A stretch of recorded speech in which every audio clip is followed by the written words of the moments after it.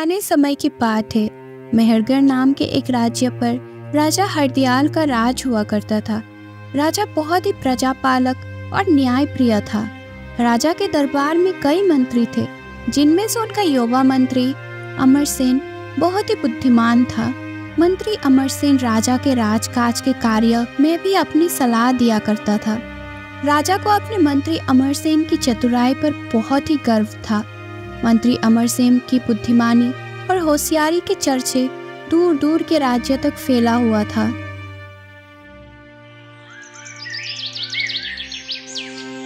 एक बार की बात है, मेहरगढ़ के पड़ोसी राज्य के राजा जयसिंह राजा हरदयाल से मिलने के लिए आते हैं। दोनों ही राज्यों में बहुत ही महत्वपूर्ण संबंध थे।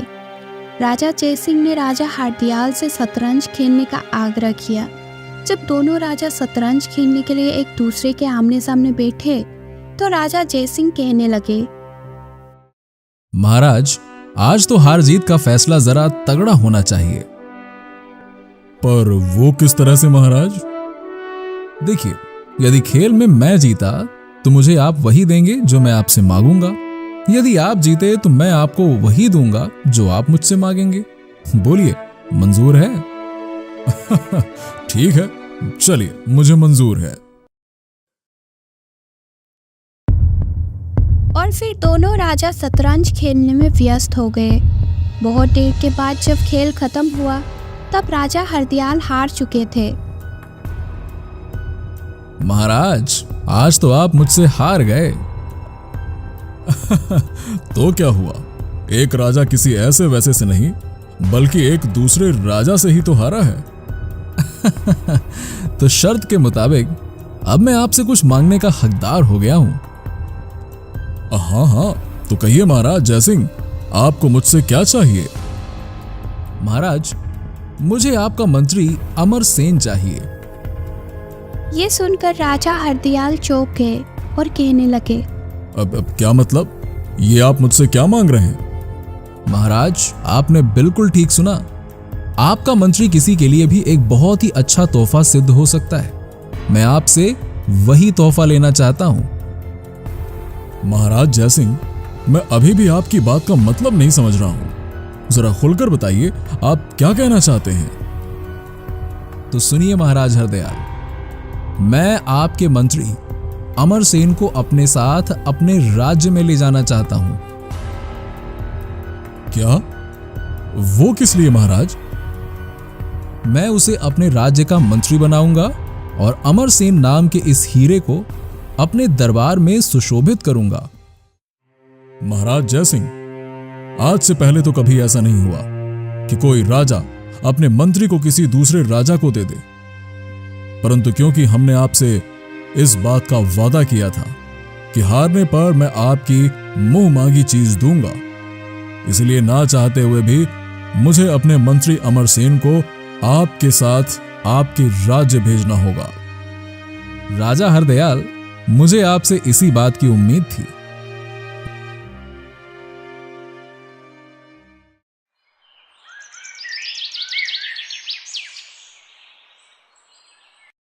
और अगली सुबह महाराज हरदयाल ने अपनी मंत्री अमरसेन को अपने पास बुलाया और कहने लगा, मंत्री अमरसेन, तुम्हें राजा जयसिंह के साथ उनके राज्य जाना होगा। वो किस लिए महाराज? तब महाराज हरदयाल ने अपने मंत्री अमरसेन को सारी बात विस्तार से बताई। सारी बात जानने के बाद मंत्री अमरसेन कहने लगा, लेकिन महाराज, मैं मेहरगढ़ छोड़कर नहीं जा सकता। मैं मेहरगढ़ की मिट्टी में पैदा हुआ और पला बड़ा हूँ। इसकी सेवा करने के बदले में किसी दूसरे राज्य की सेवा में अपना जीवन कैसे गुजार सकता हूँ? मंत्री अमरसेन, हमारी इज्जत बचाने के लिए तुम्हें ऐसा करना पड़ेगा। महाराज, आप तो जानते ही हैं कि अंतरा नाम की मेरी एक छोटी युवा बहन है। उसका मेरे सिवा इस दुनिया में और कोई नहीं है। मैं उसे यहाँ अकेली छोड़कर वहां कैसे कहीं जा सकता हूँ? अमरसेन, तुम अपनी बहन अंतरा को भी अपने साथ ले जा सकते हो। नहीं महाराज, एक परदेसी राज्य में मैं अपनी युवा बहन को कैसे ले जा सकता हूँ? कहीं बाहर जाना तो दूर, वह आज तक अपने महल से भी बाहर नहीं गई है। मंत्री अमरसेन, तो क्या मुझे महाराज जयसिंह के सामने झूठा सिद्ध होना पड़ेगा? नहीं महाराज, चाहे मेरी जान ही क्यों ना चली जाए, मैं आपको किसी दूसरे के सामने नीचा नहीं दिखने दूंगा। तो क्या तुम महाराज जयसिंह के साथ उनके राज्य जयगढ़ जाओगे? हाँ महाराज, मैं जरूर जाऊंगा और मैंने यही फैसला लिया है। ओ अमरसेन, हम तुम्हारे बहुत बहुत शुक्रगुजार हैं। महाराज हरदयाल के पास से जब मंत्री अमरसेन अपने महल में पहुंचा तो उसकी बहन अंतरा बोली, क्या बात है भैया, आपका चेहरा आज क्यों उतरा हुआ है? क्या बताओ बहन अंतरा, आज तकदीर ने मेरे साथ बहुत बड़ा मजाक किया है। फिर अमरसेन ने विस्तार पूर्वक अंतरा को सारी बात बता दी। भैया, आप खुशी खुशी जयगढ़ जाने की तैयारी कीजिए, इस प्रकार दुखी न होइए। अंतरा, मुझे तेरी बहुत चिंता हो रही है। तू अकेली इतनी बड़ी महल में कैसे रहेगी भला? इसकी चिंता छोड़िए भैया, मैं अपना सुरक्षा खुद कर लूंगी और फिर भगवान पर भरोसा रखो, वो जो भी करेंगे ठीक ही करेंगे। अंतरा, एक बात का वादा करो कि मेरे पीछे तुम कभी भी बेपर्दा होकर महल से बाहर नहीं जाओगी। मैं नहीं चाहता कि दुनिया की बुरी नजरें तुम पर पड़े। भैया, मैं आपको यकीन दिलाती हूँ कि मैं आपकी बात मानूंगी। अंतरा, मैं तुम्हारी ये तस्वीर अपने साथ ले जा रहा हूँ ताकि जब तुम्हारी याद में दिल बेचैन हो तो मैं इसे देखकर अपने दुख पर काबू पा सकूं। अमरसेन ने अपनी बहन अंतरा की तस्वीर उठा ली और उसे विदा लेकर महल में राजा हरदयाल के पास पहुंच गया। महाराज, मैं अपनी बहन अंतरा को आपके भरोसे छोड़ जा रहा हूँ, उसका ख्याल रखिएगा। अमरसेन, तुम अपनी बहन की फिक्र मत करो, तुम्हारी बहन हमारी बहन की तरह मेहरगढ़ में रहेगी, ठीक है?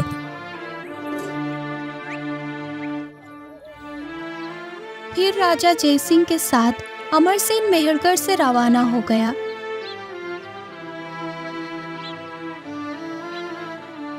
राजा जयसिंह ने जयगढ़ पहुंचते ही ये घोषणा की, तो आज से हम अमरसेन को अपना मंत्री नियुक्त करते हैं।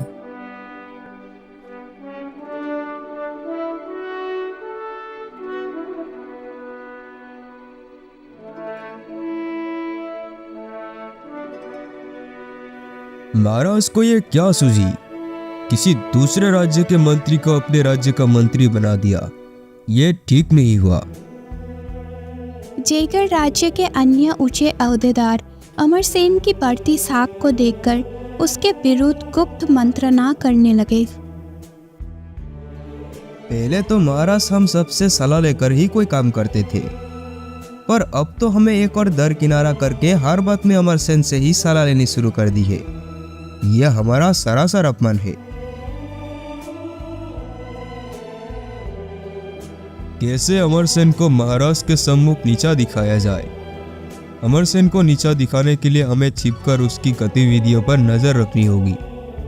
अपनी दिनचर्या में वो कोई ना कोई ऐसा काम करता ही होगा जिसके द्वारा वह हमारे जाल में फंस सके। अब अमरसेन पर नजर रखने की जिम्मेदारी बुद्धदेव को सौंपी गई। बुद्धदेव उसी समय मंत्री अमरसेन के महल की ओर चल पड़ा।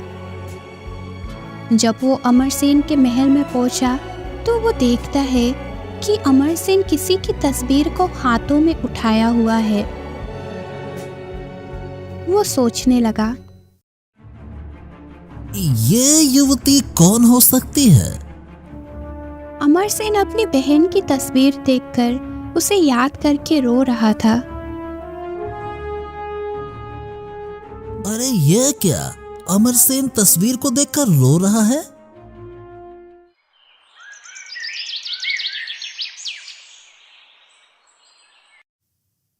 बुद्धदेव कई दिन तक अमरसेन पर नजर रखने के बाद सोचने लगा। अमरसेन हर रात इस तस्वीर को देखकर रोता है और सीने से लगाता है। अमरसेन के इस काम के द्वारा ही इसे आसानी से अपने जाल में फंसाया जा सकता है।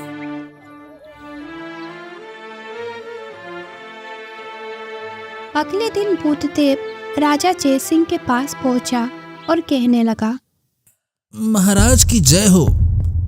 आओ बुद्धदेव, आओ आओ, कहो कैसे आना हुआ।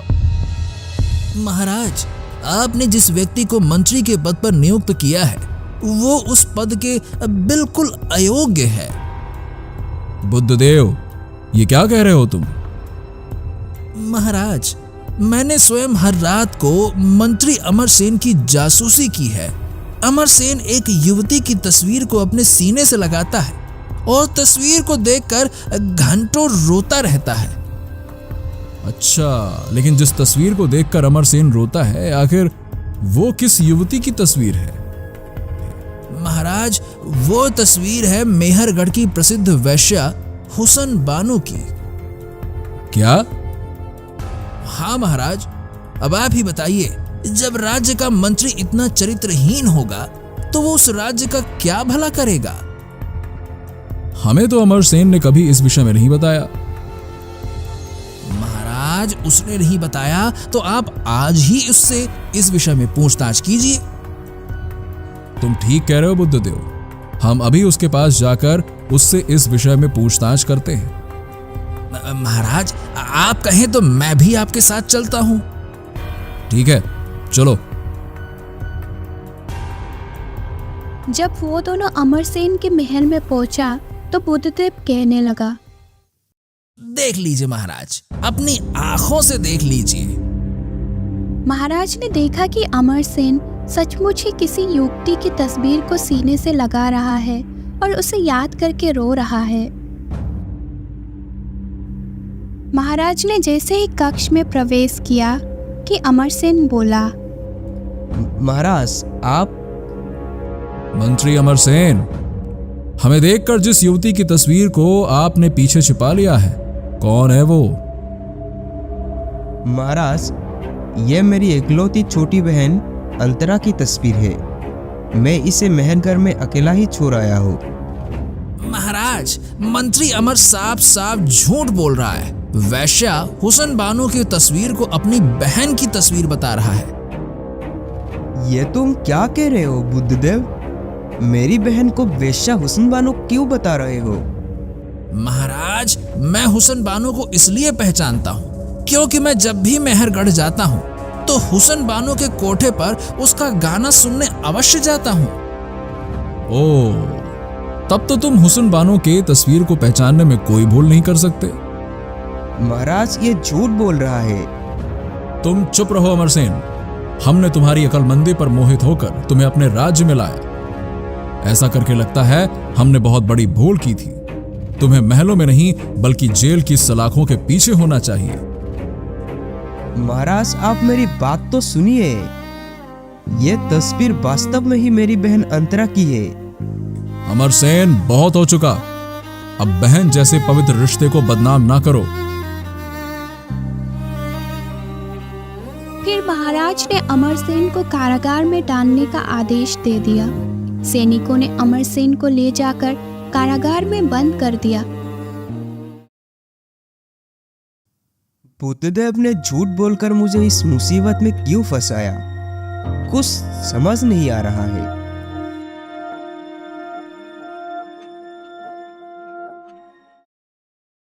इधर महाराज जयसिंह अंतरा की तस्वीर को अपने साथ महल में ले आया और बुद्धदेव से कहने लगा, बुद्धदेव, तुम हुस्न बानो को जानते हो और उससे पहले भी मिल चुके हो, इसलिए तुम इसी समय मेहरगढ़ के लिए रवाना हो जाओ। वो किस लिए महाराज?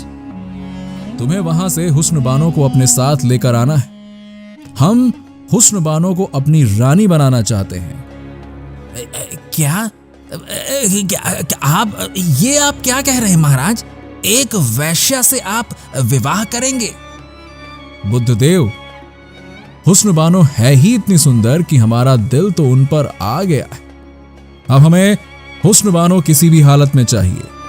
यदि तुम हुस्नबानो को ला सकते हो तो हम तुम्हें जयगढ़ का नया मंत्री बना देंगे, और अगर ना ला सके तो हम तुम्हें मौत की सजा देंगे। अरे ये तो मैं अपने फंसाए जाल में खुद ही फंस गया। ठीक है महाराज, मैं हुस्नबानो को जल्द से जल्द आपके सामने पेश करूंगा।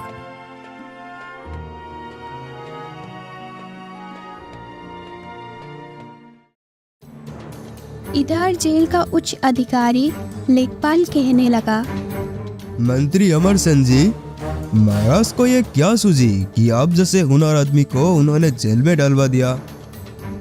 लेखपाल जी, जो हुआ सो हुआ। क्या आप मेरी थोड़ी सी सहायता कर सकते हैं? आपकी सहायता करके मुझे खुशी होगी। लेखपाल जी, आप मेरा ये पत्र मेहरगढ़ में रहने वाली मेरी बहन अंतरा तक पहुंचा देंगे? अमरसेन जी, मेरा एक मित्र व्यापार के सिलसिले में मेहरगढ़ रवाना होने वाला है। मैं आपका ये पत्र उसे दे देता हूँ, वह इसे आपकी बहन तक पहुंचा देगा।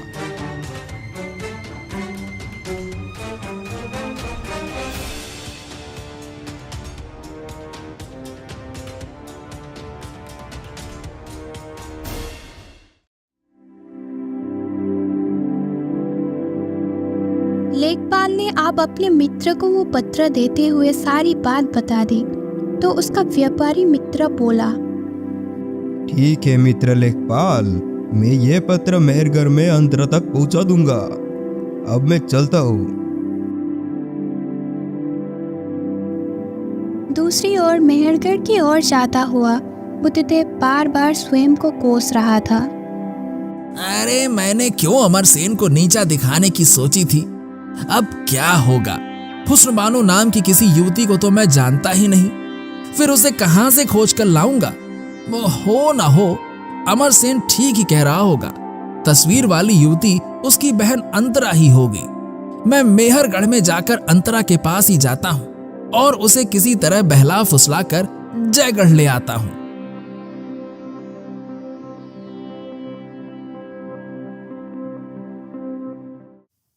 उधर छोटा रास्ता से मेहरगढ़ पहुंचकर व्यापारी ने अंतरा को अमरसेन का पत्र दे दिया। अंतरा ने पत्र खोलकर पढ़ना प्रारंभ किया। बहन अंतरा, यहाँ के सिपे सलार बुद्धदेव ने षड्यंत्र रचकर मुझे जेल में डलवा दिया है। एक दिन जब मैं तुम्हारी तस्वीर को देखकर आंसू बहा रहा था, तभी महाराज जयसिंह ने मुझे देख लिया। तब राजा जयसिंह के साथ आए हुए सिपे सलार बुद्धदेव ने कहा कि मेरे हाथ में मेहरगढ़ की वेश्या हुस्नबानो की तस्वीर है, जबकि मैंने महाराज को सच्चाई बताई, परंतु महाराज ने मेरी बात पर यकीन नहीं किया और उन्होंने मुझे कारागार में डलवा दिया। लगता है अब मैं इस कारागार से बाहर नहीं आ पाऊंगा। तुम्हारा बदनसीब भाई अमरसेन। नहीं भैया, मैं आपको निराश नहीं होने दूंगी। मैं आपको कारागार से बाहर निकलवा कर ही रहूंगी। फिर वो दास दासियों को आवश्यक निर्देश देकर अपने घोड़े पर सवार होकर जयगढ़ की ओर चल पड़ी। उसके महल से निकलते ही बुद्धदेव वहां आ पहुंचा और पूछने लगा, यहाँ के भूतपूर्व मंत्री अमरसेन की बहन अंतरा क्या यहीं रहती है? हाँ, रहती तो यही है, पर एक तो माँ के लिए वो राज्य से कहीं बाहर चली गई है। बुद्धदेव लंबा सफर तय करके बिना कहीं रुके जयगढ़ महाराज के पास पहुंचा और बोला, महाराज, मुझे दुख है कि हुस्नबानो को मैं यहाँ नहीं ला सका। बुद्धदेव, तुम हुस्नबानो को क्यों नहीं ला सके? क्योंकि महाराज, वो 1 माह पूर्व ही भगवान को प्यारी हो चुकी है।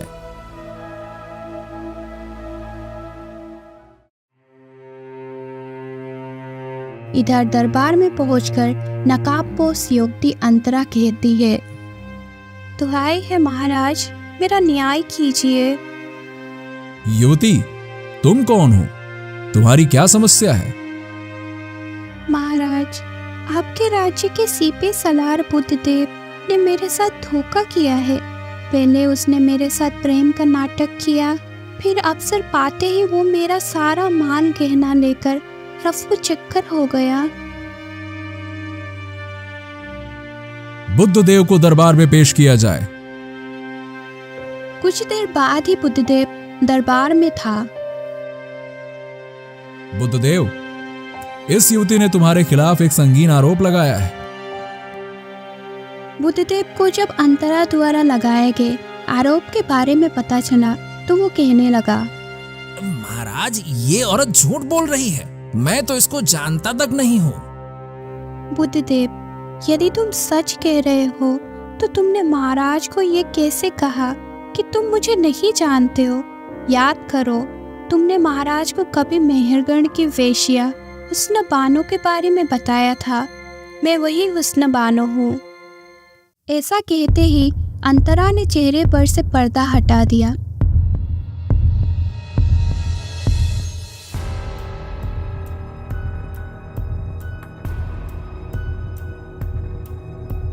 सचमुच तुम हूबहू तस्वीर वाली हुस्न बानो हो। अब तो मैं और ज्यादा मुसीबत में फंस गया हूँ। मैंने महाराज को बताया था कि 1 माह पहले ही हुस्न बानो भगवान को प्यारी हो गई है। अब क्या होगा? महाराज, मैं हुस्न बानो होंगी, तभी तो बुद्धदेव मुझे पहचानेगा। क्या मतलब? महाराज, मैं हुस्न बानो नहीं बल्कि आपके वजीर अमरसेन की छोटी बहन अंतरा हूँ। इसका मतलब तो ये हुआ कि मंत्री अमरसेन ने तुम्हारे विषय में सच बताया था। जी महाराज। बुद्धदेव, तुमने हमारे साथ झूठ का यह नाटक क्यों खेला? सच सच बताओ। महाराज, जान की सलामती का वचन दें और मेरी गलती को क्षमा करें। मैं और राज्य के कुछ अन्य ओहदेदार लोग मंत्री अमरसेन की तरक्की से नाखुश होकर उनसे जलने लगे थे। अब जैसे भी हो, हम उन्हें नीचा दिखाना चाहते थे, इसीलिए हमने उस हुस्न बानो का नाम लेकर उन्हें फंसाना चाहा, अब जिसमें हम सफल भी हुए। बुद्धदेव, तुम्हारी इस गुस्ताखी की सजा तुम्हें दी जाएगी। सिपाहियों, बुद्धदेव को कारागार में डाल दो। महाराज, महाराज मुझे क्षमा कर दीजिए। महाराज मुझे क्षमा कर दीजिए। फिर बुद्धदेव को कारागार में डाल दिया गया। तत्पश्चात महाराज ने मंत्री अमरसेन को दरबार में पेश करने का आदेश दिया।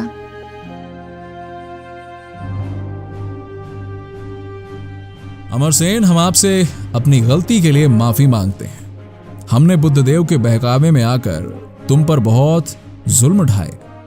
ये आप क्या कह रहे हैं महाराज? हाँ अमरसेन, तुम्हारी बहन अंतरा ने अपनी चतुराई से हमें सही और गलत का आभास कराया, तभी हम तुमसे माफी मांग रहे हैं। तभी अमरसेन की नजर अपनी बहन पर पड़ी और वो बोला, अंतरा, तुम यहाँ? हाँ भैया। मंत्री अमरसेन, मैं आपकी बहन अंतरा से विवाह करना चाहता हूं।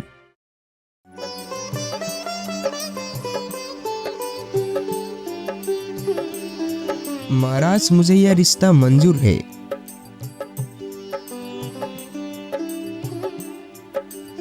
फिर बड़े धूमधाम से राजा जयसिंह का विवाह मंत्री की बहन अंतरा से संपन्न हुआ। महाराज जयसिंह ने फिर से अमरसेन को अपने मंत्री नियुक्त कर लिया और इस तरह से उन सब के दिन सुख से बीतने लगे।